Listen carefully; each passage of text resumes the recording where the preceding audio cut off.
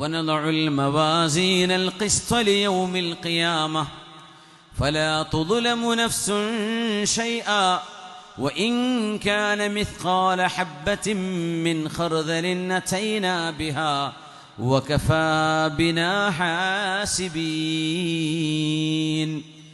നീതിയുടെ തുലാസ നാം അവിടെ നാട്ടിവെക്കും. ഉമ്മമാർ മക്കളോട് വേർതിരിവ് കാണിച്ചത്, ഉപ്പമാർ മക്കളോട് വേർതിരിവ് കാണിച്ചു, മക്കൾ ഉമ്മയോടോ വാപ്പയോടോ വേർതിരിവ് കാണിച്ചത്, ജ്യേഷ്ഠാനുജന്മാർ പരസ്പരം പോരുകൂടിയത്, ശത്രുത വെച്ചത്.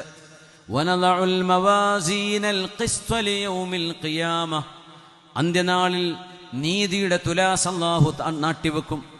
ഫലാ തുദ്ലമു നഫ്സുൻ ശൈആ, ഇവിടെ അനീതി ഉണ്ടായിരിക്കാം, എന്നാൽ നാളെ നീതി മാത്രമേ ഉണ്ടാവുകയുള്ളൂ. അവിടെ ഒരാൾക്കും അനീതിയില്ല, അവിടെ കൈക്കൂലിയില്ല.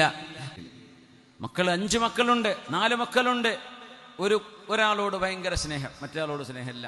അല്ല ആൺകുട്ടികളെ മാത്രം സ്നേഹം, അല്ലെ പെൺകുട്ടികളോട് മാത്രം സ്നേഹം. ഉമ്മ ഉപ്പ ഇത് നിങ്ങളുടെ മക്കളല്ലേ, അവർക്ക് സ്നേഹം ഒരുപോലെ കൊടുക്കാൻ നിങ്ങൾ ബാധ്യസ്ഥരാണ്. നിങ്ങൾ ബാധ്യസ്ഥരാണ്. പിന്നീട് ചോയ്സില്ല. There are some non-negotiable facts. അതിൽപ്പെട്ടതാണ് ഇതൊക്കെ. ഒരു മക്കൾക്ക് ഉമ്മമാപ്പന്മാർ കൊടുക്കുന്ന സ്നേഹം വേർതിരിക്കരുത്, താഴ്ത്തിക്കാണരുത്.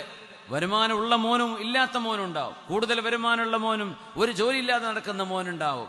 പക്ഷേ പൈസ തരുന്നവനോട് മാത്രം ഒരു സ്നേഹക്കൂടുതൽ, മറ്റവനോട് വില വെക്കാതിരിക്കുക, അതൊന്നും ചെയ്യരുത്. നിങ്ങളുടെ ഉദരത്തിൽ നിന്ന് വന്ന നിങ്ങളുടെ ചോരയാണ് ഈ മക്കള്. അവർ സ്വാലിഹ്യങ്ങളായി ജീവിക്കുന്ന കാലത്തോളം അവർക്ക് നിങ്ങൾ ഈക്വലായി നീതിയോടുകൂടെ കൊടുക്കേണ്ടതാണ് സ്നേഹം.